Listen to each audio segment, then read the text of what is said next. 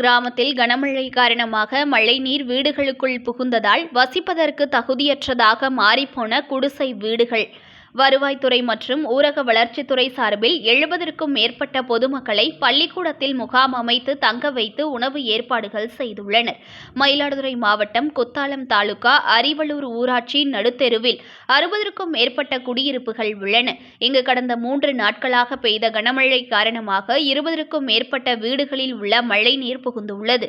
20க்கும் மேற்பட்ட வீடுகளின் உள்ளே மழைநீர் புகுந்துள்ளது. மேலும் பல வீடுகள் முழங்கால் அளவிற்கு மழைநீரால் சூழப்பட்டுள்ளது.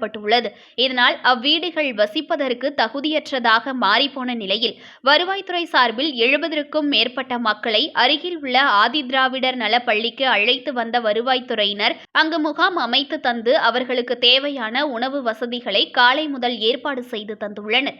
மேலும் அந்த மக்களுக்கு ஊரக வளர்ச்சித்துறை மூலமாக மக்களை தேடி மருத்துவம் திட்டத்தில் மருத்துவ வசதியும் ஏற்பாடு செய்து தரப்பட்டுள்ளது.